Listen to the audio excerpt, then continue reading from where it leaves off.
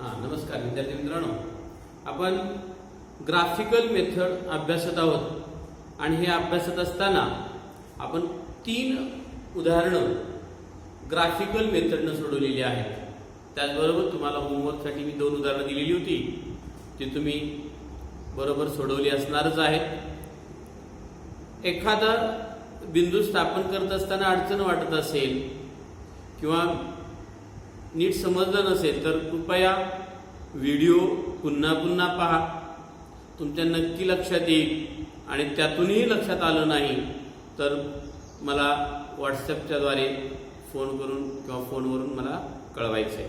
पाहूया आपण आता 6वं example. 2x minus 3y is equal to 4 and second equation is 3y minus x is equal to 4.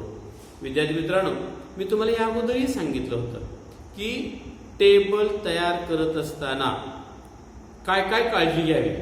पहिली गोष्ट, ज्या इक्वेशनमध्ये व्हेरिएबलचा कोइफिशियंट 3 किंवा 5 ज्या व्हेरिएबलचा आलेला आहे त्याच्या व्हॅल्यूज घेताना आपण 0, 1, 2, 3 असे घ्यायच्या. आता यामध्ये सुद्धा आपण काही वेळा बघतो आपण की एखादी किंमत घेतल्यामुळं दुसऱ्या चलाची व्हॅल्यू ही अपूर्णांकात येते की जेणेकरून बिंदू स्थापन करणं थोडं कठीण वाटतं. मग ते कॅल्क्युलेशन तिथंच ठेवायचं, त्यात खोडत बसायचं नाही. पुढा किंमत वेगळी घ्यायची, थोडा तर्क करायचा की माझ्या अगोदरच्या समजा 1 या किमतीला तुमचं पूर्णांकात उत्तर आलं असेल आणि 2 किंमत ठेवल्यानंतर अपूर्णांकात येत असेल, याचा अर्थ इथं विषम संख्या जर ठेवल्या तर तुमचं उत्तर पूर्णांकात येतंय. हे थोडं लॉजिक वापरायचं पहा. आता पहा, पहिलं इक्वेशन आहे 2x minus 3y is equal to 4. आता टेबल आपण घ्यायचं आहे. x, y आणि x, y.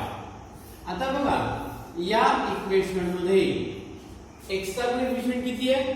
2 आहे आणि y चा कोएफिशियंट 3 आहे. मी तुम्हाला अगोदर सांगितलं होतं की शक्यतो इक्वेशन मध्ये ज्याचा कोएफिशियंट 3, 5 असेल तर त्या व्हेरिएबलच्या व्हॅल्यूज 0, 1, 2, 3 असेल. आता आपण पाहिलं होतं अगोदरच्या उदाहरणामध्ये आपण x च्या व्हॅल्यू ठेवल्या, तर इथे तसं नाहीये. y चा कोएफिशियंट 3 आहे म्हणून आता y च्या किमती आपण 0, 1, 2, 3 घेऊन पाहणार आहोत. पाहूया, पहिली किंमत आपण y ची घेतलेली आहे आणि ती किती घेतली आहे? 0. या अगोदरच्या उदाहरणामध्ये x च्या किमती आपण घेत होतो, आता इथं y च्या घ्यायच्यात. का घ्यायच्यात ते नीट लक्षात घ्या. शक्यतो ज्याचा कोएफिशियंट 3 आहे त्या कोएफिशियंटच्या व्हॅल्यू आपण घेणार आहोत. इक्वेशन आहे 2x minus 3y is equal to 4.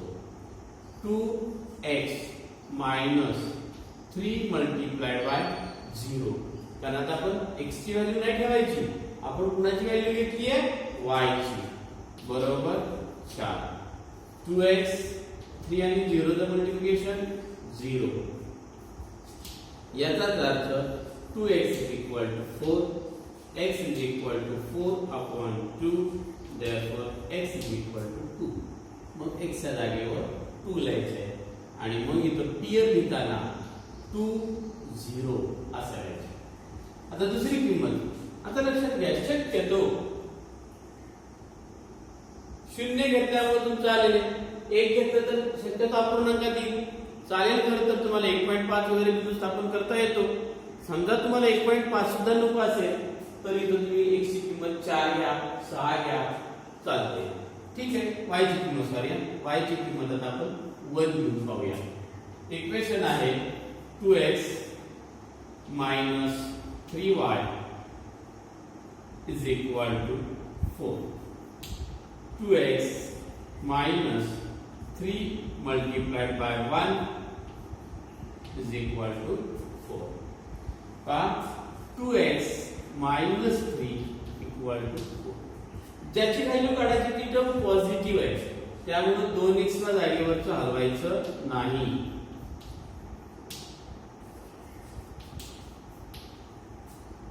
therefore x is equal to 7/2, therefore x is equal to 3.5. म्हणजे एक y ची किंमत किती घेतली होती आपण इथं 1, तेव्हा x ची किंमत मिळाली 3.5 आणि 3.5, 1. आणि आता तिसऱ्यांदा y ची किंमत 2 घेऊन पाहता काय इक्वेशन आहे 2x minus 3y is equal to 4. Equation लिहिण्याचा कंटाळा करू नका, कॅल्क्युलेशन करायचा बिलकुल कंटाळा नाही करायचा. जर कंटाळा केला तर तुम्हाला गणित जमणार नाही. भरपूर सराव करा म्हणजे गणित परफेक्ट होत असतं. लक्षात ठेवा 2x minus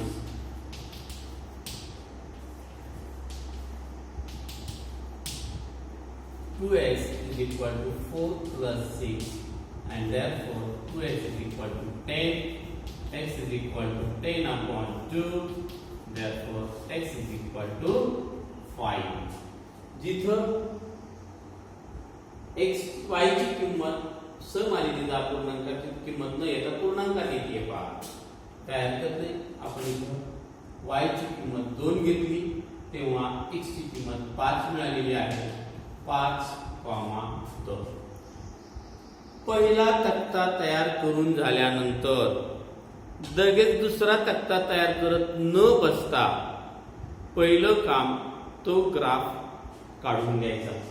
आता का पहिला पीएम काय कोऑर्डिनेट आहे 2 0 2 0 2 0 याच ठिकाणी येतं पहा 2 0.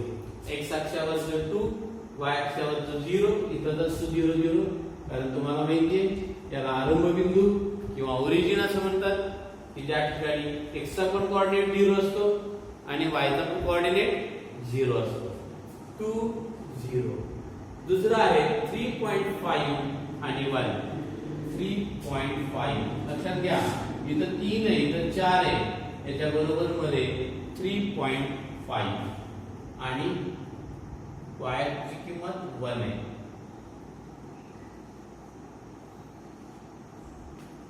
आणि तिसरा आहे 5 2 5 2.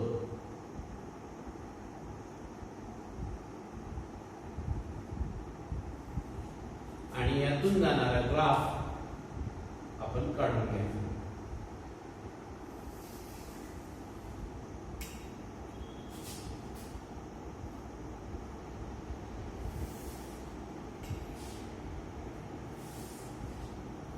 दोन्ही बाजूला भरपूर वाढवा.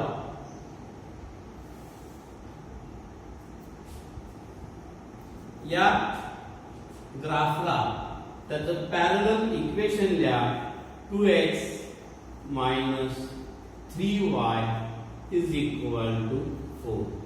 नीट लक्षात घ्या की आपण ग्राफ काढल्यानंतर त्यालाच पॅरलल म्हणजे समांतर त्याचं इक्वेशन म्हणजे समीकरण लिहितोय का. आता दुसरा ग्राफ काढायचा आहे, त्याचं इक्वेशन आहे 2 3y minus x is equal to 4. याचा आपल्याला टेबल तयार करायचा आहे.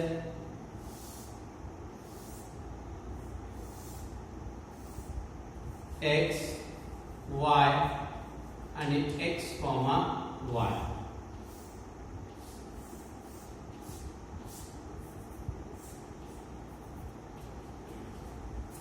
आता पहिल्यांदा मी आता याही इक्वेशन मध्ये याही समीकरणामध्ये x चा कोइफिशियंट 3 आहे का y चा कोइफिशियंट 3 आहे पहा बरं.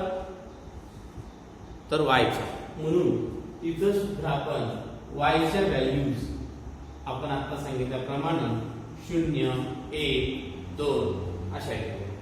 आता y ची किंमत 0 घेतली, इक्वेशन काय आपलं 3y minus x is equal to 4. आता 3 multiplied by 0 minus x is equal to 4. शून्याला कोणत्याही संख्येनं गुणलं तर गुणाकार 0 येतो, म्हणून 0 minus x is equal to 4.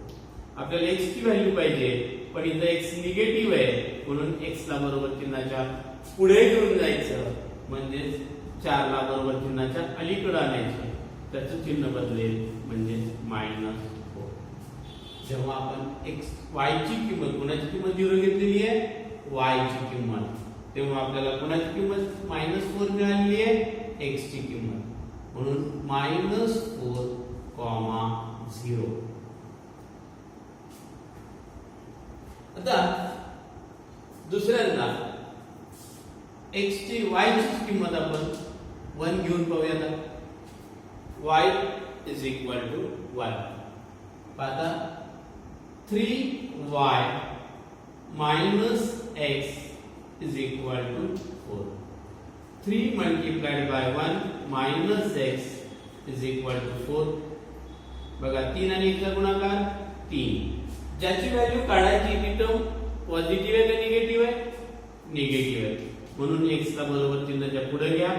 4 इकडे आल्यावर मायनस होती, 3 मायनस 4 म्हणजेच -1. बघा x ची y ची किंमत 1 असताना x ची किंमत -1 मिळाली आहे, म्हणून -1 हा आपला दुसरा पॉइंट आहे. आता तिसरं मी इथे कॅल्क्युलेशन करतो, ज्याला तुम्ही थोडे पळ्यावरचा मुद्दा पुसत नाही, कारण याचाच फोटो काढून तुम्हाला पुन्हा पाठवणार आहे. y is equal to 2. Equation 3y minus x is equal to 4. जिथं y दिसेल तिथं 2 ही किंमत ठेवा. 3 आणि 2 चा गुणाकार 6. आपल्याला x ची व्हॅल्यू काढायची आणि त्याची व्हॅल्यू काढायची ती निगेटिव्ह आहे. पहिलं काम बरोबरचं चिन्ह लिहून x ला बरोबर चिन्हाच्या पुढे घेऊन जायचे. त्याचबरोबर 4 इकडे आले, मायनस झाले, म्हणजेच 2 इज इक्वल टू x. म्हणजेच y ची व्हॅल्यू 2 घेतल्यानंतर x ची सुद्धा 2 ही किंमत मिळालेली आहे, म्हणून 2, 2. आता बिंदू स्थापन करूया. पहिला बिंदू स्थापन करायचा आहे -4, 0. -4, 0 इथं. तर यासाठी पट्टी थोडी मोठी लागणार आहे, माझ्याकडे पट्टी थोडी कमी आहे, पण तुमच्या लक्षात येईल आता हा ग्राफ खूप बाजूला छेदणार आहे. पहा -1 आणि दुसरा आहे 2, 2.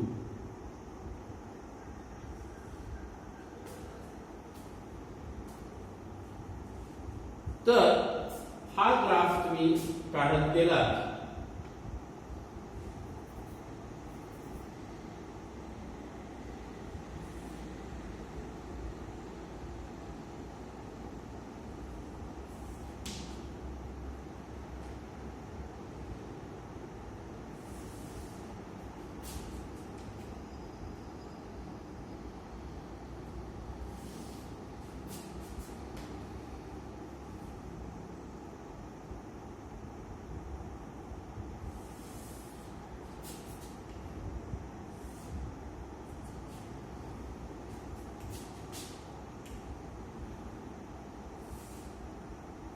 तुम्ही जर 1 फुटाची पट्टी वापरली तर हा ग्राफ येईल, पण माझ्याकडे पट्टी छोटी असल्यामुळं हा एका वेळी मला काढता आलेला नाहीये.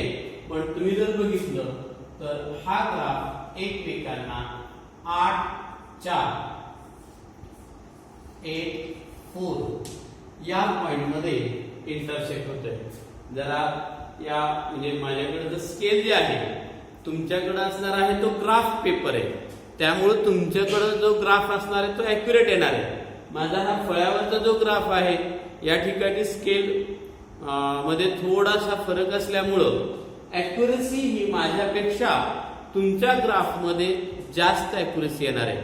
तुमच्या जर नीट लक्षात घ्या की हे दोन ग्राफ एकमेकांना 8, 4 या बिंदूमध्ये छेदतायत. ते नीट बघा, तुमचे नक्की येणार आहेत ते. नीट हे बिंदू स्थापन केले, मोठी पट्टी वापरली, परीक्षेमध्ये सुद्धा शक्यतो मोठीच पट्टी वापरायची, म्हणजे तुम्हाला 2 वेळा पट्टी सरकवल्यानंतर रेघ कदाचित थोडी तिरकी जाण्याची शक्यता आहे, त्यामुळं तुम्ही मोठी पट्टी वापरा. नक्की तुम्हाला ग्राफ सोपा जाईल. थँक्यू.